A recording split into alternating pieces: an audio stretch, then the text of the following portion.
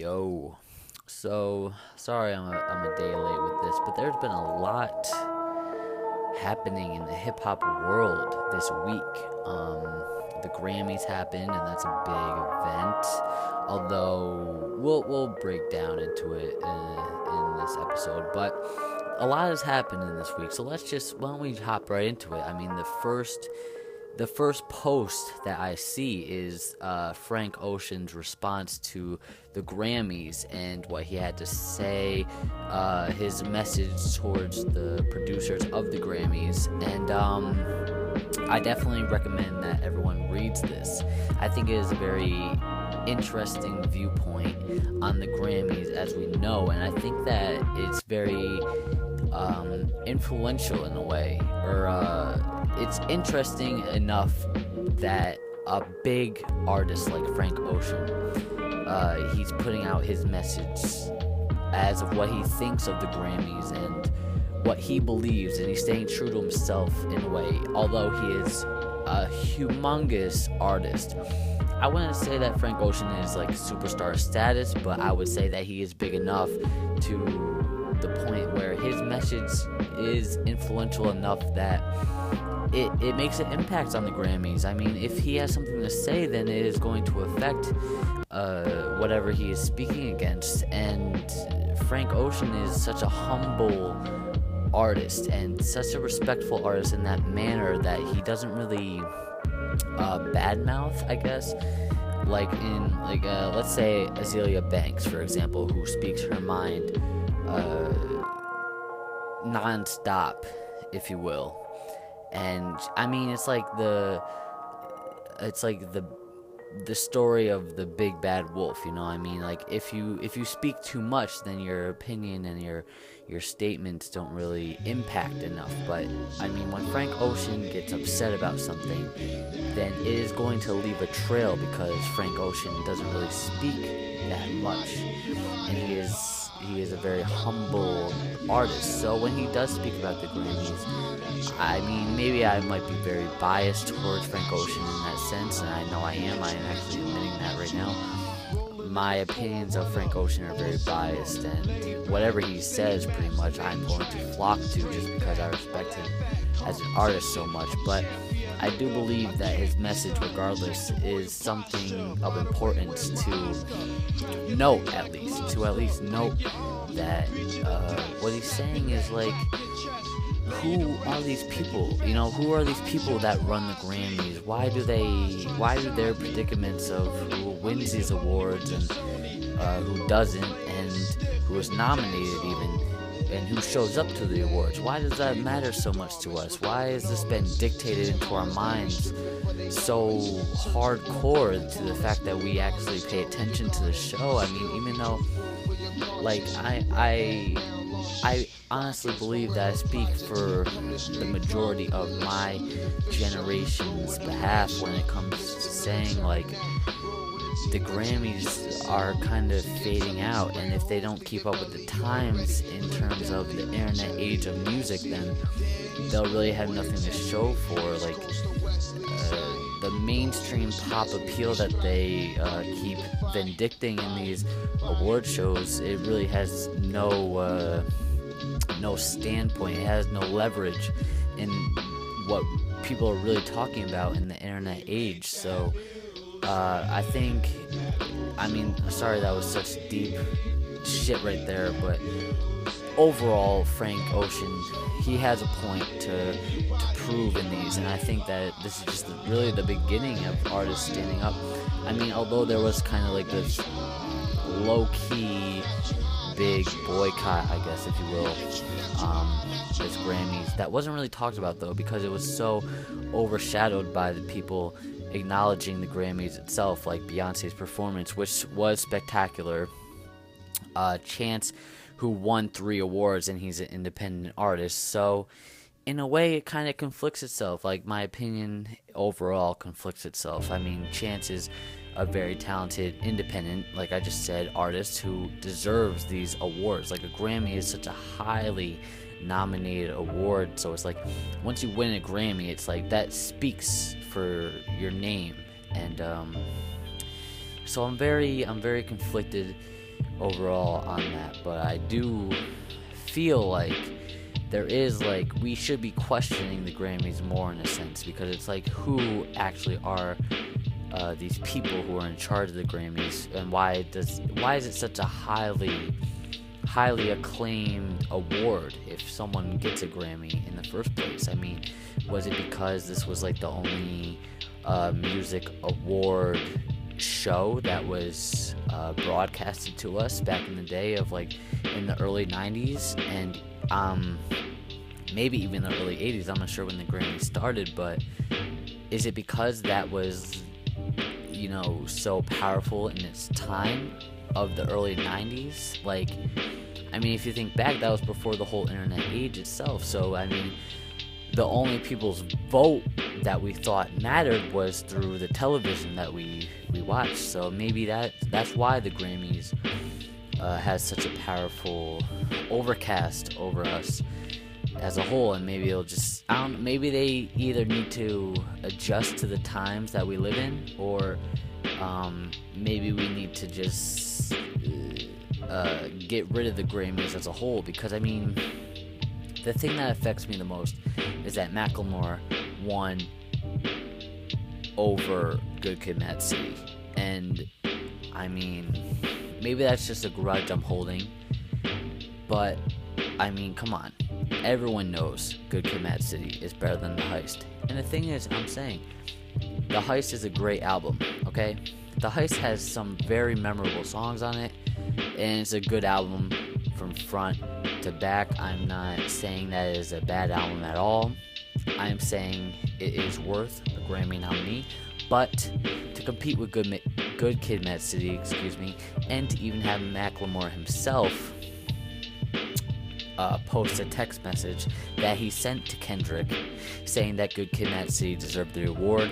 It's like, how much of a opinion, a strong opinion, does the Grammys actually hold for us? Like, why do we keep going back to this award show and giving it the power that it might not really deserve in the long run? So maybe in the future there will be something that holds a more valid standpoint to the people's opinion, rather than some people who we don't even know. Who even votes in these award shows? Who even votes in the Grammys? Honestly, I'm sorry. I went way off pace there. That was a very long rant, but I had to get it out of the way, because a lot of this stuff in this week's top hip-hop heads Reddit has to do with the Grammys. So, speaking of the Grammys, a Tribe Called Quest performed at the Grammys, which was very crazy. I mean, if you think about it, like, who would have thought in 2017 that Tribe would have been performing with Anderson .Paak, Consequence, Busta Rhymes? Who would have thought that they would have been performing? I actually didn't watch the full performance, but I saw Busta Rhymes' little segment there where he called out Donald Trump in a way, and it is awesome that they brought out Anderson .Paak to the stage. And what's interesting enough is that, I mean, if you've been listening to this series, I'm a huge Anderson .Paak stan. Everything that the guy does is gold to me, and I honestly do feel like Anderson .Paak will be one of the biggest artists of our generation. And what's most interesting to me is that my roommate actually he talked to me about Anderson .Paak and was like, I didn't know that he was doing all that. And I was like, yeah, man, like, Anderson .Paak is the truth. And hopefully this performance introduced Anderson .Paak to a whole bunch of people who weren't aware of him, or maybe they were aware of him but didn't know he was capable of such talent. Like, I mean, he was playing the drums and rapping, and maybe you think this was just a Grammy performance. It's not, okay? The dude, Anderson .Paak, was doing that. Anderson .Paak was performing on the drums while rapping his entire tour with the Free Nationals. Let me say that again. And this dude was touring the entire year last year. When I saw him last summer, he did the same exact thing. So this dude has talent beyond belief. Anderson .Paak deserves every award he gets, and I'm so glad that he performed with Tribe, which is like classic in their own way. Of course, Tribe is legendary. So Drake commented on one of his recent incidents at one of his shows. I saw a lot of like I don't even remember them. That's how reliant these headlines are. But Drake had to comment on an incident at a show. He said there was something about, it was kind of like a race related thing. But the thing is that people are so misguided, so stupid, in the sense that they would even try to, I mean, with I don't even know how to explain it. With blogs today and these online news sources, they'll reach for anything to try to grab some attention to themselves. And since Drake is such a big name in hip-hop and the music world in general, it's so like clickbaity to try to drag his name through the mud and disregard everything that the man has been through himself. So pretty much Drake, I think what Drake said at a concert of his was very it was taken out of context to like the most extreme that it could be taken out of context. So the thing is, it was kind of race related. I can't really think of what it was. Is why I'm not trying to explain it right now. But pretty much when it comes to Drake, okay, the thing is that the average person won't think like.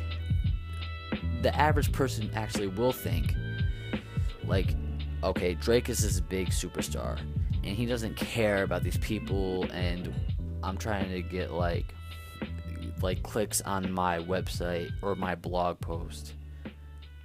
But they don't consider that Drake has like been around the world and met all these kinds of people before, and been to these types of areas that people who are writing these blog posts haven't been to. So they don't put in consideration that he's performing all around the world for these people who come out and care to see him perform. And these people who post these blogs and write these articles don't have the open-mindedness enough to consider like, okay, Drake has been at these parts of the world before. Maybe we should consider that he has a more open mindset than we actually see through what he puts out for us. And it really shouldn't go that deep with him, but apparently some of these blog posters just have nothing else to do, so that's what it comes down to. Same thing with this Migos headline here. Apparently the Migos said that it's not cool. Apparently the Migos said that they're not cool with supporting I Love McConan and his homosexuality. There's a quote here that says, "That's whack." And I think this could have been taken out of context. I actually did read this post here.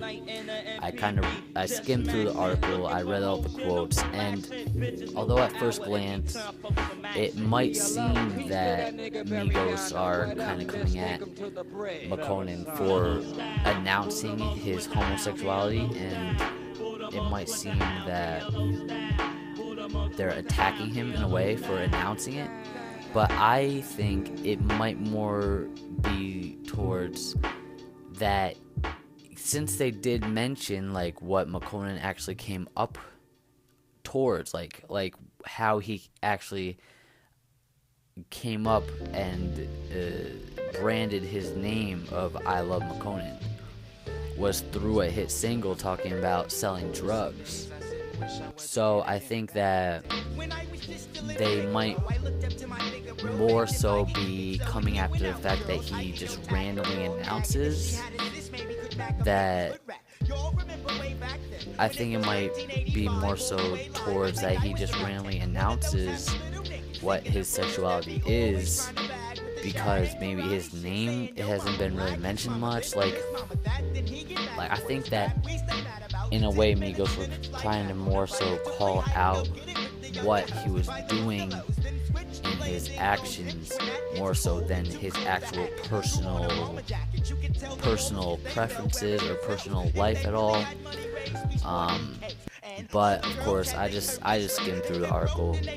I'm just hoping that the Migos, I think that the Migos are very smart guys and they know how to play their cards right. And I don't think that they would have just went off topic and been like, you know what, whatever McConan is saying about his homosexuality, that's stupid. I don't think that they would have said that. And I think that they're much smarter than that, and I not only much smarter in the business aspect of like ruining their careers right now, but I also think that they are smarter than that in terms of like being with the times and accepting homosexuality. So I think that was taken out of context in a way. And I also saw that they responded on Instagram, but I didn't read too much into that post because it was not posted when I went to click on it. So hopefully they meant it in a way that's different from the actual 100% context that the Pitchfork article posted about. But anyway, a new designer song dropped, which is called Outlet, and it is fucking hype as fuck. The thing is, I wasn't really feeling Designer like a year ago today. Let's say like 1 year ago exactly, when Designer first started to come out and Panda was a thing. I wasn't 100% feeling Designer, but this song right here is hype as fuck. Definitely check it out. It's crazy how you can actually understand him in this song compared to like any other song. But the thing is, I'll give Designer some credit. Timmy Turner is a great fucking song. I love that song. But this song is very hype. It's like a workout song. So just check it out.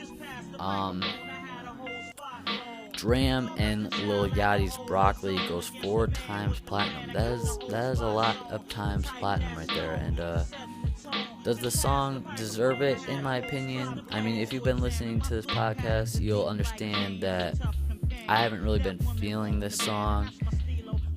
It's a good song, but it's not like an incredible, mind-blowing song of any sort. But does it deserve to go 4 times platinum? Sure. I mean, I don't see why not. I mean, if people enjoy the song and see a different perspective of the hip-hop genre and are open-minded to a different sound, then hell yeah. I mean, it's not a bad song, but it's just not one that I personally would go to. Lupe Fiasco reviewed his latest album, which is called Drogas. I believe that's how you pronounce it. Drogas Light. And he rates it a 7 out of 10. And I didn't fully listen to this album. I saw it only a couple days ago that it was actually a thing. I thought it was just like a little EP, like it was like 5 or 6 songs long before his actual album Drogas comes out, but I was wrong. Apparently this is an actual album, and I feel like I should listen to it because I listened to the first track, and which is called Dopamine Lit, or Lit Dopamine. I can't remember what it's called exactly, but I know those 2 words are in it, and the song with Big Crit and Rick Ross, and they were both very good, so I should listen to this album. But I don't understand the whole appeal of him rating his own album. That's kind of weird to me, but at the same time I actually didn't read his review.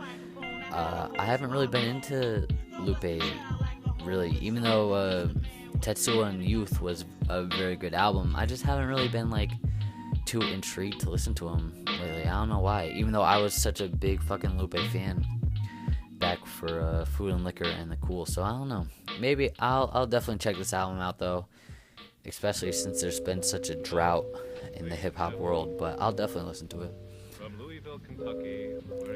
Schoolboy Q says he's definitely going to release in 2017. Says that the Black Hippie album is not happening as of now, but is inevitable, which is a good fucking thing to hear.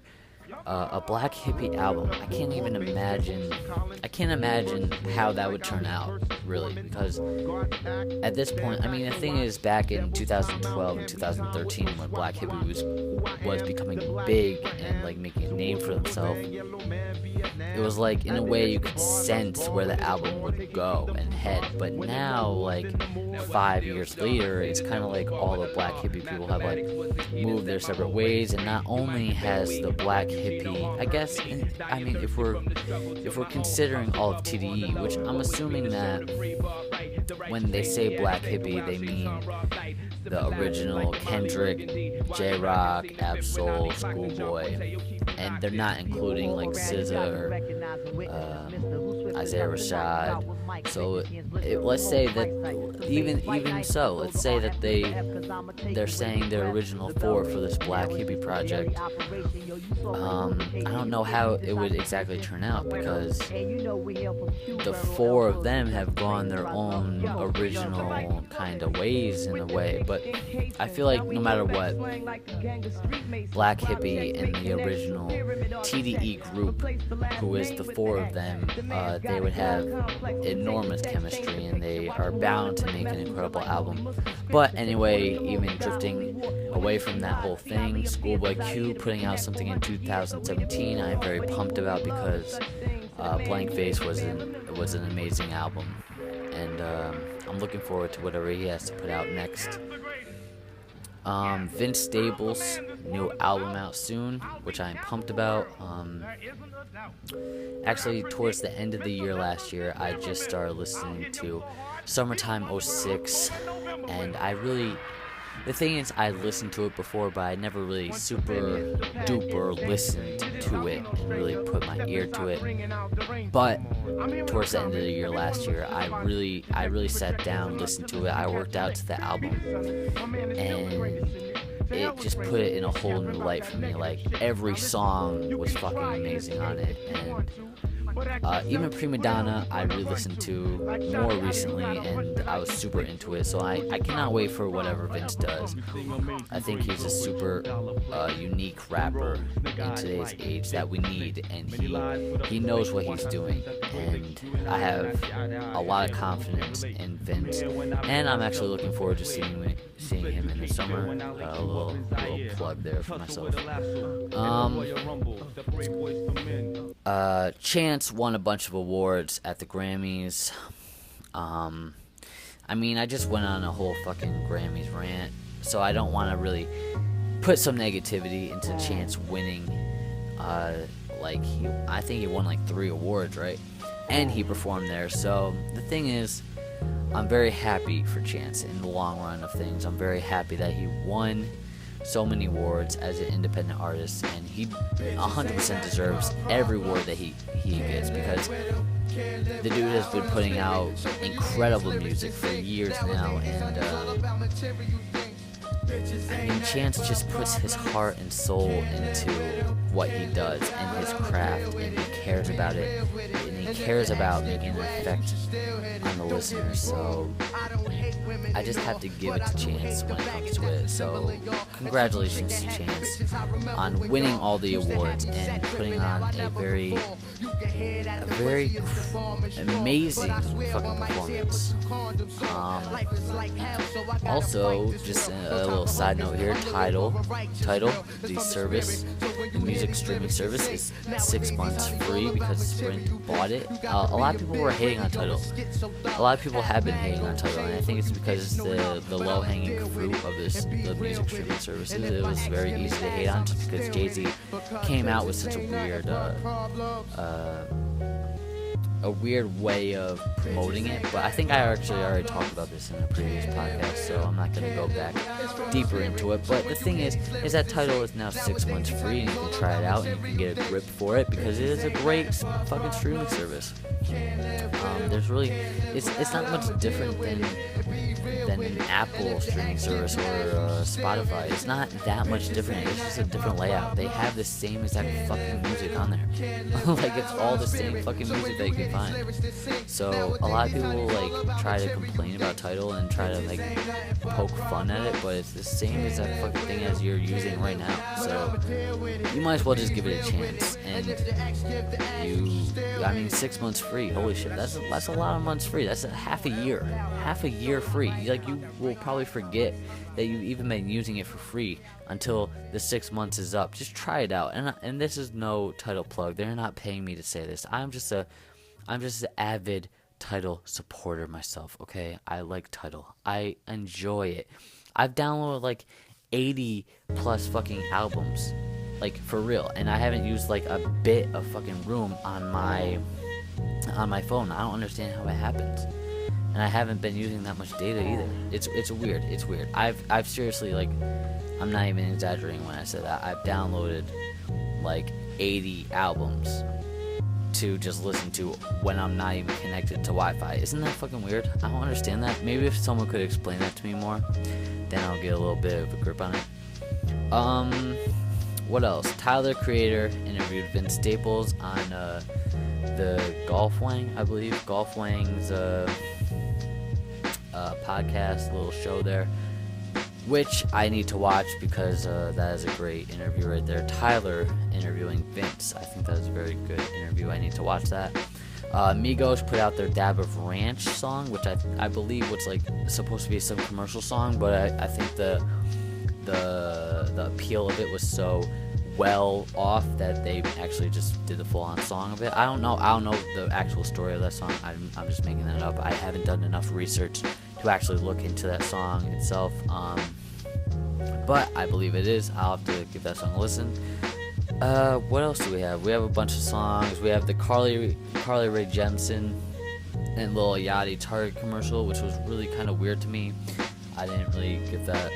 Maybe there's a chance that maybe I am just getting old, but there's also a chance, which I do believe there's more of a chance, that song was just kind of shitty, and it was weird to like remake a classic hip hop song and try to put their new spiel on it. I was just not feeling that. Oh shit, the new Paul White EP, who was a producer, which features Danny Brown, came out, and I still need to listen to that. Actually, ironically enough, that last time I checked, that was not on Tidal, so I will have to find some other way to listen to that. But I am very much so looking forward to listening to that.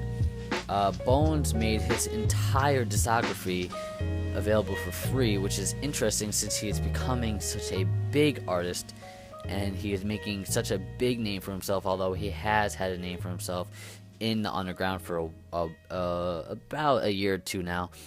And he has been like a king of the underground in a way, like for his style of music. So it's kind of cool that he put his whole entire discography, which is a lot of shit. He's put out a fucking lot of shit. He's put that out for free now. I would definitely recommend checking him out if you like some depressing, darker kind of shit. 21 Savage is putting out an album very soon. Maybe that is the title of it, maybe it's not. Maybe he is playing on the meme that he is known for. I'm trying to rush this because I've been talking for like almost 30 minutes now, and this is a very long podcast, and I've just gotten to page 2 on the hip hop's top post of the week.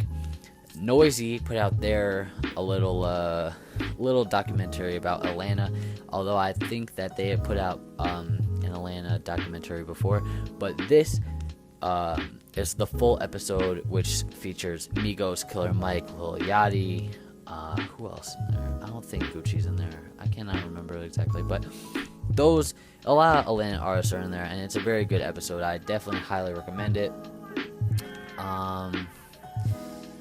And oh shit, so apparently Schoolboy Q had an interview with Zayn though, maybe? Anyway, I don't know, regardless, that's pretty much all that there was this week. This week was very eventful. I'm sorry that I kind of started to skim through it at the end, but not only is this running on like about a half hour of time, but I also have to pee really bad. And I pretty much did cover the basics of this week that happened. There was a lot of Grammy involved stuff. There was a lot of kind of like just a lot of opinionated stuff. Again, though, there hasn't really been a lot, or at least too many hip-hop releases. Like there's been a couple singles here and there, but not really full-length albums or mixtapes. So anyway, I'm looking forward to hearing any of those fucking mixtapes or projects in the long run. So I mean, I guess I'll catch you guys next week. Let me know what you guys thought of the Grammys. How about that? Let me know what you guys thought of the Grammys. Do you support the Grammys? Do you look towards what the Grammys have to say, or are you more on the fence? Are you kind of seeing through the bullshit of the Grammys themselves? Like, who is actually voting in the Grammys? Who is involved in the Grammys? Why do these people who win the Grammys actually win? Why are the people who were nominated actually be nominated? So let me hear your guys' opinion, and I'll catch you next week. All right, goodbye.